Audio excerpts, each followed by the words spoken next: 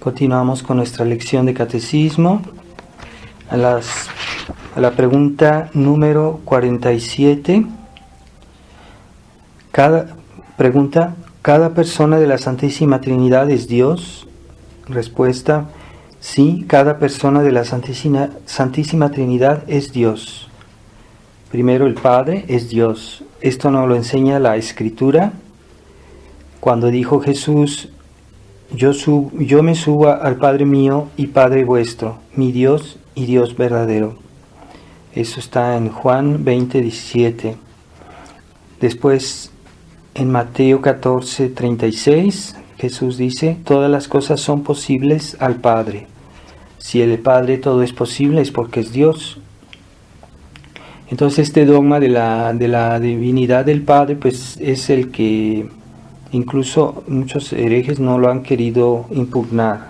Es de todos reconocido. El Hijo es Dios también, porque esto lo decimos en el credo del símbolo niceno-constantinopolitano, que dice: creo en un solo Señor Jesucristo, Hijo unigénito de Dios, nacido del Padre antes de todos los siglos, Dios de Dios, luz de luz, Dios verdadero de Dios verdadero. Entonces, la divinidad del Hijo está clara en el credo niceno-constantinopolitano. También San Juan Evangelista, cuando comienza su evangelio, dice estas palabras: en el principio era el Verbo, y el Verbo era Dios. Por él fueron hechas todas las cosas, y el Verbo se hizo carne. Eso está en el Evangelio según San Juan. Sabemos también que Jesucristo fue condenado a muerte porque se proclamaba Hijo de Dios. El Espíritu Santo es Dios también. Es una verdad enseñada por el mismo Jesucristo, cuando dijo a los apóstoles: id pues e instruid a todas las naciones, bautizándolas en el nombre del Padre, y del Hijo, y del Espíritu Santo. Las tres personas son Dios. San Pedro dice a Ananías, cuando Ananías le mintió, San Pedro le dice: mentir al Espíritu Santo es mentir a Dios. Entonces,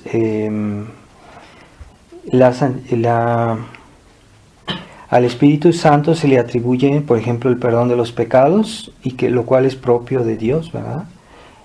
Cuando dice nuestro Señor a los apóstoles: recibid el Espíritu Santo, quedan perdonados los pecados aquellos a quienes los perdonaréis, y quedan retenidos a los que se los retuviereis. Entonces, si es por el Espíritu Santo que perdonan los pecados, pues solo Dios, estrictamente hablando, puede perdonar los pecados. Cuando los sacerdotes perdonan, es porque Dios les ha delegado el poder de perdonar los pecados. Normalmente un hombre no puede perdonar los pecados hechos a Dios. También se atribuye al Espíritu Santo la santificación. Como dice San Pablo: fuisteis lavados, fuisteis santificados, fuisteis justificados en el nombre de nuestro Señor Jesucristo, y por el Espíritu de nuestro Dios. También al Espíritu Santo se le atribuye la omnisciencia, es decir, que sabe todas las cosas, lo cual es solo propio a Dios. Cuando empero venga el Espíritu de verdad, Él os enseñará todas las verdades, pues no hablará de suyo, sino que dirá todas las cosas que habrá oído, y os anunciará las venideras. Entonces, el Espíritu Santo es Dios. Pregunta 48. Si cada persona divina es Dios, ¿son tres dioses las tres divinas personas? Respuesta: las tres divinas personas no son tres dioses, sino un solo Dios, porque tienen la misma naturaleza o substancia divina. Entonces, un solo Dios en tres personas. Por el absurdo podríamos explicarlo eso también, porque por ejemplo dos seres infinitos ya no serían infinitos. Si uno es infinito, pues el otro no puede ser infinito. Entonces habría que limitar, restringir a uno, lo cual es absurdo. Ni dos seres absolutamente perfectos, ya que ninguno de los dos tendrían todas las perfecciones posibles. Lo que tendría el uno no lo tendría el otro, así que se limitarían por el hecho de ser dos. Entonces no sería infinitamente perfecto si fueran dos o tres. Ni se puede hablar de dos seres omnipotentes, ya que dos poderes omnipotentes pues no son omnipotentes, porque no pueden hacer todo como lo haría un solo ser omnipotente. Entonces es por el absurdo que se reduce que no puede haber varios dioses. Las tres divinas personas, aunque distintas, no son por tanto sino un solo Dios. Son distintas, pero cada una de ellas tiene la misma naturaleza, la misma sustancia divina. Cada una de ellas no es un Dios aislado, pero es Dios, y todas juntas son un solo Dios. Bueno, esto ya lo hemos explicado varias veces, pero aquí vale la pena recordarlo. Pregunta número 49. ¿Las tres divinas personas son iguales? ¿O hay una mayor, más poderosa o más sabia que las demás?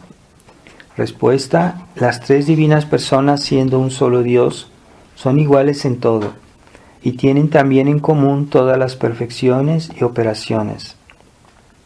Aunque ciertas perfecciones y las obras que les corresponden se atribuyen más a una que a otra persona, como el poder y la creación se atribuyen al Padre, pero es una manera de hablar para que se nos facilite a nosotros esta comprensión de Dios, pero en realidad pues Dios, todas las tres personas son creadoras, pero en el hablar ordinario se habla sobre todo del Padre. Cuando se habla de la creación se atribuye al Padre. Es una manera de hablar. En realidad las tres personas son creadoras. El Padre, pregunta 50, ¿el Padre por lo menos existió antes que el Hijo y el Espíritu Santo? Eso es un error que pueden caer algunas personas por el hecho de que se habla del Padre y después del Hijo y después del Espíritu Santo. Pero no, el Padre no. Respuesta. El Padre no existió antes que el Hijo y el Espíritu Santo, porque las tres personas, divinas personas, teniendo común la única naturaleza divina, que es eterna, son igualmente eternas. Entonces, todas son igualmente eternas. Las tres divinas personas son iguales en su sustancia, cada una tiene la misma sustancia, la misma naturaleza. Son iguales, son Dios, las tres.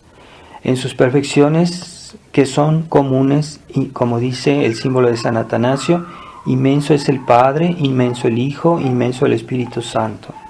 Eterno el Padre, eterno el Hijo, eterno el Espíritu Santo. Así todas las obras o operaciones de Dios referentes a las criaturas son comunes a las tres personas, por más que a una de estas se atribuyan operaciones particulares. Por ejemplo, al Padre se le atribuye generalmente la creación y el poder, al Hijo la redención y la sabiduría, al Espíritu Santo la santificación y el amor. Pero todos son santos y todos son amor, todos son sabiduría y todos son poder y creación. Esta apropiación es un medio práctico para nosotros de rendir culto a una de las tres personas, a cada una de las tres personas divinas. También las personas son iguales en su unión íntima, así que están unidas entre ellas perfectamente. El Padre está todo en el Hijo y en el Espíritu Santo. El Hijo está todo en el Padre y en el Espíritu Santo. Y el Espíritu Santo está todo en el Padre y en el Hijo. A esto se le llama la circunmincesión. Circunmincesión es el término que se utiliza cuando se habla de esta unión íntima entre las personas. En su eternidad son iguales. Ninguna de las tres personas existió antes que las otras. Aunque se hable del Padre y después del Hijo y después del Espíritu Santo, todas siempre han existido de toda eternidad al mismo tiempo. Las tres son eternas. El Padre nunca ha estado sin engendrar al Hijo, porque siempre se ha conocido a sí mismo de toda eternidad, y el Padre y el Hijo nunca han estado ni han podido estar sin dar origen al Espíritu Santo, porque el Padre y el Hijo siempre se han amado de toda eternidad. Sí.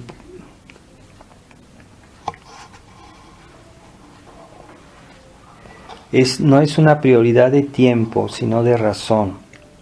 En esta Trinidad, como decía San Atanasio, no hay ninguna persona que exista antes o después, ninguna que sea mayor o menor, sino que todas las tres personas son coeternas e iguales entre sí. Entonces, la pregunta que nos podemos hacer, ¿debemos ser devotos de la Santísima Trinidad?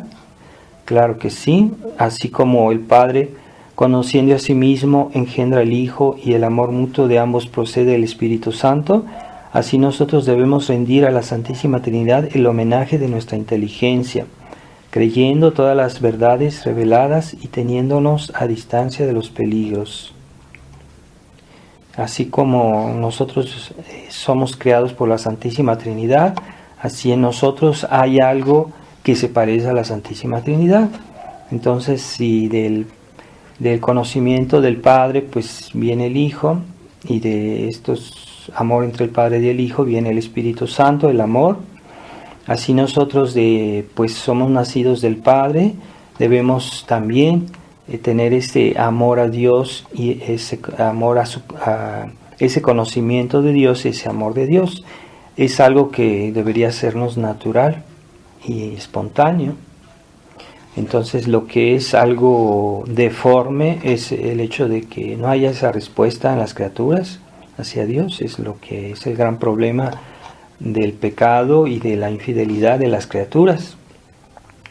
Así como en Dios hay tres personas y una sola naturaleza, debemos recordar la plegaria de Jesucristo, que dice que todos sean una misma cosa. Esta frase que está en el Evangelio de San Juan ha sido hoy muy mal interpretada por los papas modernistas, del Concilio Vaticano II, en la que se habla que todos sean una misma cosa, pero esa unidad se entiende en Dios, y para nosotros cristianos pues se entiende por la fe en Dios, por el amor a Dios, a la esperanza en Dios. Así que cuando se habla de otras religiones no se puede pretender que seamos una misma cosa, y si Dios quiere esa unidad de los hombres con Dios, se sobreentiende de que es que esas personas que están lejos de la verdadera religión, al creer, al convertirse a la verdadera fe, a la verdadera religión,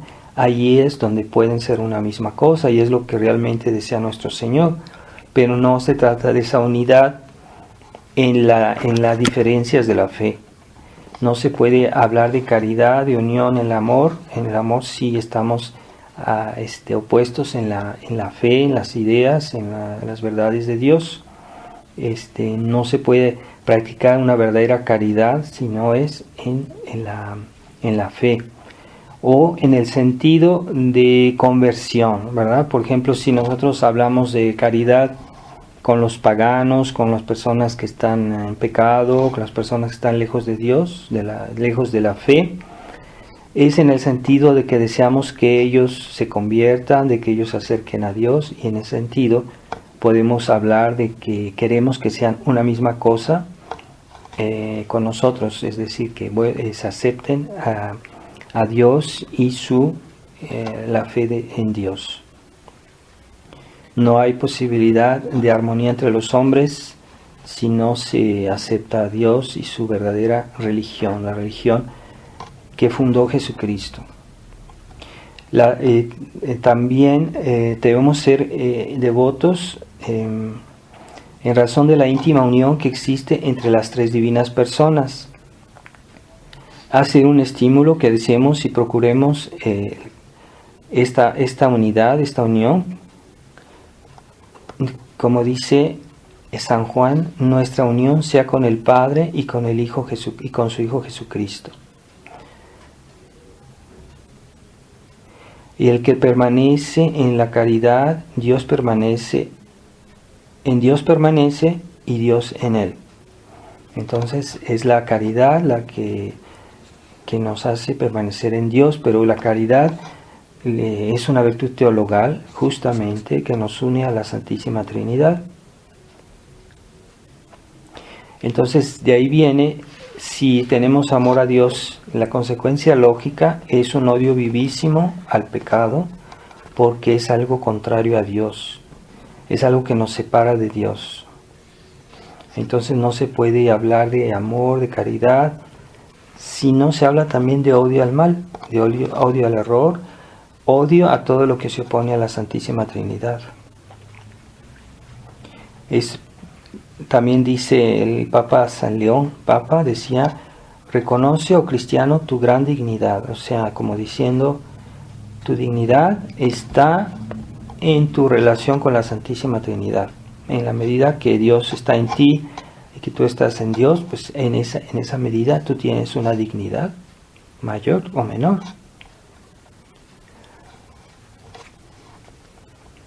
Y también meditemos en cuanto al Padre, que como decía Tertuliano, decía, nadie es tan clemente, nadie es para nosotros tan Padre como Dios. Es decir, que si nosotros tenemos el concepto de un buen Padre, un Padre que nos ama, que nos quiere, no hay ninguno que se pueda comparar al concepto de Dios Padre. Nadie es tan Padre como Dios Padre. Entonces, ese término es realmente aplicable a Dios, porque esa paternidad es la más perfecta, la más bella, la más completa que podamos imaginar. Dios es realmente un Padre, más que un Padre de este mundo, mucho más, infinitamente más. También dice en la San Juan, dice, a fin que conozca el mundo que yo amo al Padre y que cumplo con lo que me ha mandado. O sea, Jesús en el Evangelio de San Juan nos da el ejemplo, dice que como Él amaba al Padre, pues nos está dando el ejemplo, ¿verdad? Nos dice que el mundo conozca que yo amo al Padre, para que el mundo pues también ame al Padre. Y también en cuanto al Hijo, pues debemos ser devotos, ¿verdad? Viene naturalmente de pues que es nuestro Redentor. Él es siendo Dios, se hizo hombre, sin dejar de ser Dios, y siendo el Hijo único de Dios, se quiso hacer como nuestro hermano. Todos son signos de amor, de condescendencia, que deberían suscitar nuestro amor también, nuestra reconocimiento. Y no solo eso, nos elevó a ser hijos de Dios por gracia. O sea que no es un título puramente honorífico, es una cuestión real, seamos hijos de Dios por la gracia. Entonces eso se lo debemos agradecer a Jesucristo, que murió por nosotros. Así que nuestro amor, devoción al Padre, pero también al Hijo. Y debemos nos podemos ahora llamar hermanos de Jesucristo. Eso hubiera parecido en otros tiempos una temeridad, ¿verdad? Cuando Jesucristo se dijo que era hijo de Dios, los judíos lo querían apedrear, lo querían matar, porque no podían concebir eso. Ahora que nosotros seamos también hijos de Dios por gracia, pues es algo que realmente es admirable, un gesto admirable de Dios hacia nosotros.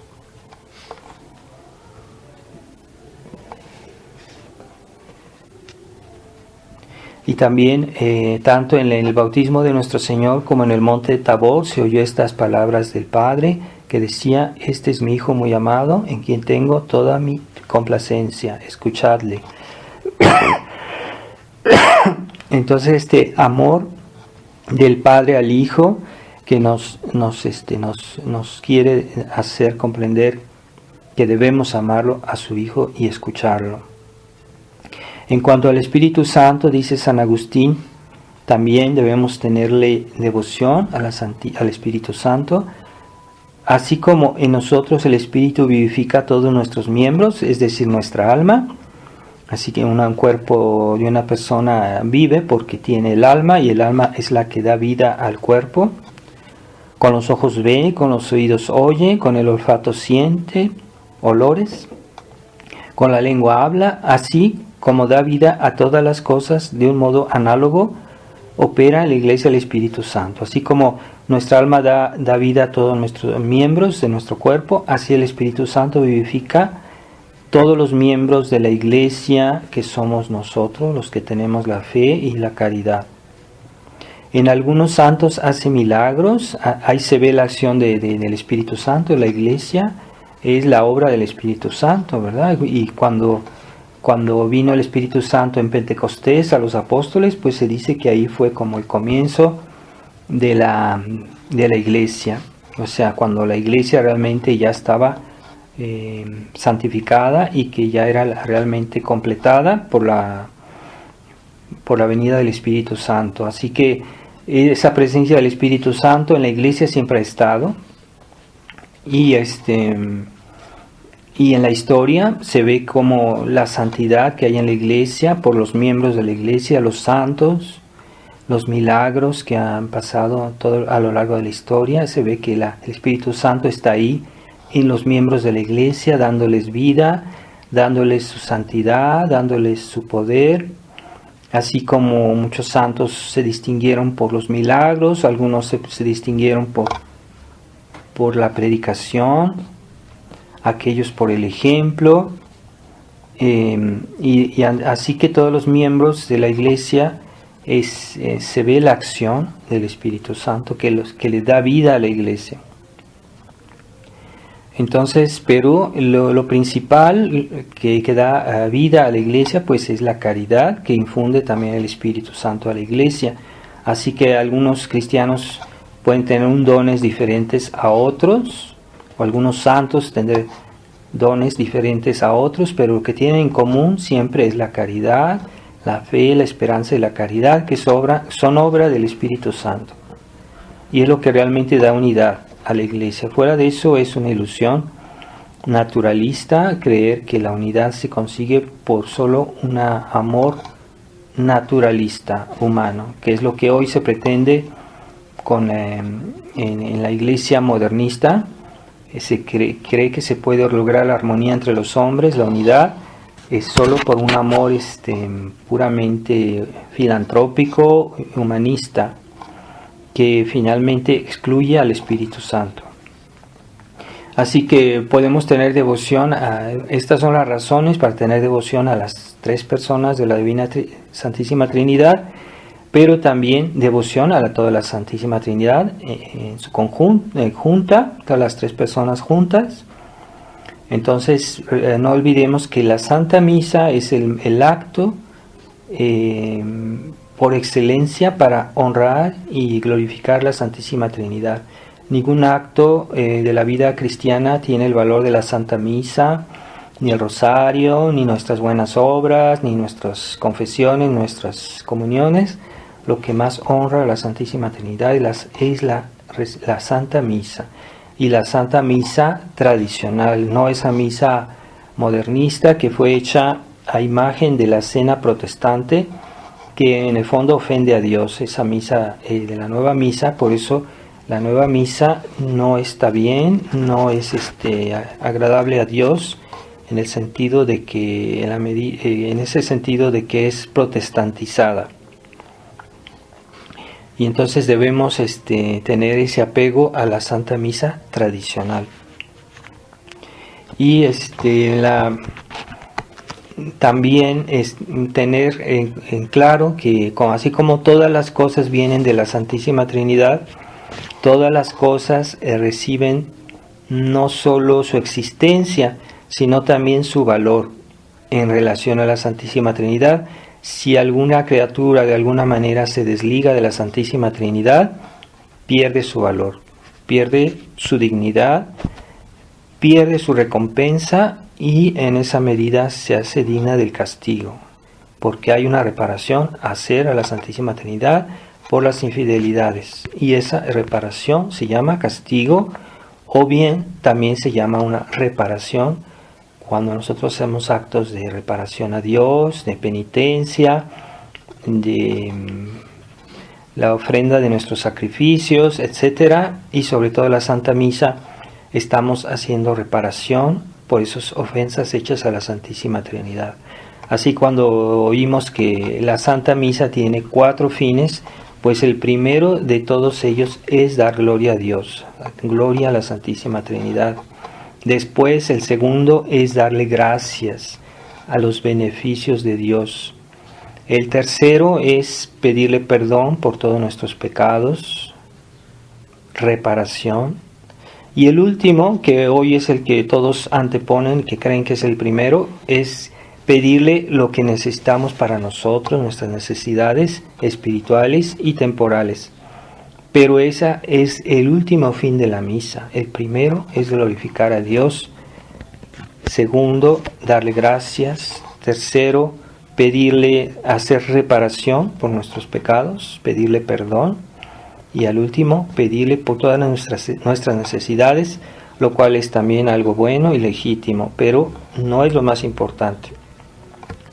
Así que en México siempre hubo una devoción, mucha gente la decía antes, se llama el Trisagio, la Santísima Trinidad. Es una devoción, esa oración se reza, se puede decir cuando se quiera, se puede decir los lunes particularmente, porque el lunes es el día dedicado a la Santísima Trinidad, pero se puede decir cualquier día de la semana, claro está, y es una devoción muy bella que está en algunos libros de piedad.